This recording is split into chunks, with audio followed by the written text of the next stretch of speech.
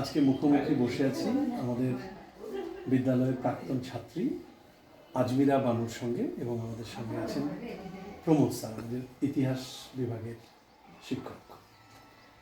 আজমিরার কাছে আমরা জানতে চাইব যে আজমিরা, তুমি এখন কি করছো? এখন আমি গ্র্যাজুয়েশন করতেছি শিলিগুড়ি কলেজ থেকে।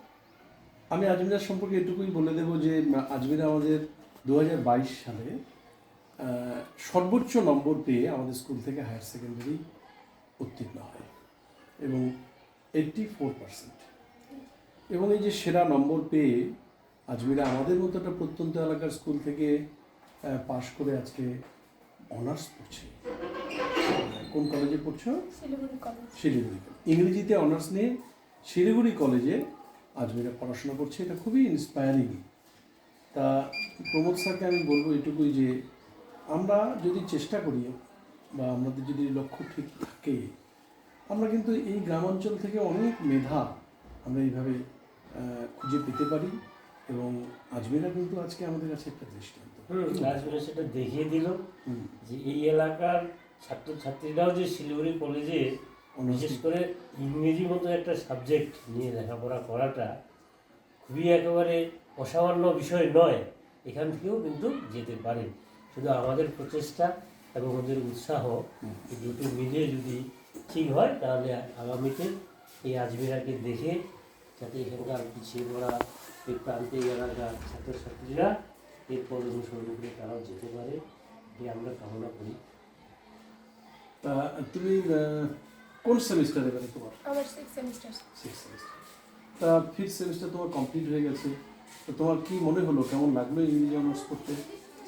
ইংরেজি অনার্স করতে বেশ ভালো লাগে, কিন্তু মানে মাঝে মাঝে কোথাও একটু সমস্যা হয়, যেহেতু ইংলিশ আমাদের প্রাথমিক মানে ভাষা না, আর যেহেতু বেঙ্গলি মিডিয়াম এর স্টুডেন্ট আমরা, কিন্তু মানে ওই সময়ের সাথে সাথে জিনিসটা হয়ে যায়। এখন পড়তে বেশ ভালোই লাগে। বাহ, মানে আগে যেটা তোমার একটু ভয় লাগতো বা মনে হতো যে আমার দ্বারা হবে না, পারবো না, অনেক শুধুই ইংরেজিতে, ওখানে আর তো অন্য কিছু ব্যাপার নেই, সেক্ষেত্রে সেই ভয়টা তুমি কাটিয়ে উঠেছো এবং এখন তোমার খুব ইন্টারেস্টিং লাগছে। তা কোন কোন স্যার ম্যাডাম আছেন এখন ডিপার্টমেন্টে? আমাদের প্রথম যিনি এচওডি আছেন অভিজিৎ মজুমদার, তারপর সুভাষিস কুন্ডু আছেন, ঐন্দ্রিলা মন্ডল নামে একজন প্রফেসর আছেন, আরও নতুন 3-4 জন নতুন এবার মানে কলেজ থেকে এসে করা হচ্ছে, তাদের রাখা আছে। তা কলেজ প্রত্যেকদিন যাওয়া আসা করা হয়? হ্যাঁ, মানে বেশ আমি 2 বছর ওখানেই ছিলাম, এবার যেহেতু লাস্ট আর মানে তাই এবার বাড়িতেই আসছি, মানে বাড়ি থেকে আপ ডাউন করা। তা এই যে একটা প্রান্তীয় এলাকা থেকে একেবারে মুড়িখাওয়া তোমার বাড়ি, আমি যতটুকু জানি মুড়িখাওয়া গ্রামটা হচ্ছে একেবারে বাংলাদেশ সীমান্তের সঙ্গে লাগোয়া। তা সেক্ষেত্রে এই জায়গা থেকে তুমি পড়াশোনা করে আজকে এখানে পৌঁছে গেছো এবং আরও অনেক দূর এগিয়ে যাও তুমি, সেটা আমি অবশ্যই শুভেচ্ছা রাখি। তা তোমার কি মনে হয় যে চেষ্টা করলে সব কিছু পারা যায়? সব কিছু পারা যায়। তা আমাদের এই বার্তাটা আমরা দিতে চাই সবাইকে আজমিরার মাধ্যমে, এবং সেটা আজমিরা নিজে মুখেই বলুক, তাই না? যারা ছোটরা আছে, জুনিয়রদের, তাদের উদ্দেশ্যে তুমি কি বলবে? এটাই বলবো যে ভালো মতো পড়াশোনা করো, স্বপ্ন দেখো, আর সেই স্বপ্নটাকে পূরণ করো। মাঝে অনেক মানে বাধা বিপত্তি আছে, আসবে, জয় করতে হবে। হ্যাঁ, জয় করে সেই তো উইনার হয়। সেই এবং স্কুলে পড়েও যে সেই জায়গায় পৌঁছানো যায়, হ্যাঁ, সেটাও একটা ব্যাপার।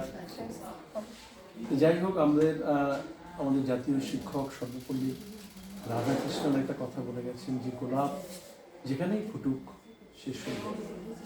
তা আজমিরা আমাদের সমাজে গোলাপের মতো, এবং সে যে মুড়িখাওয়া থেকে বা চড়ার থেকে পড়াশোনা করে আজকে ইংরেজি অনার্স নিয়ে শিলিগুড়ি কলেজে পড়ছে এবং 6th সেমিস্টার, অর্থাৎ এটা শেষ হয়ে গেলে তার এই ডিগ্রিটা সে অর্জন করবে।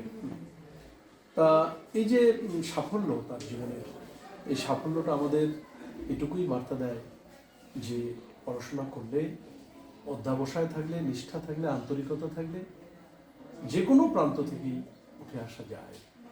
সুতরাং আমাদের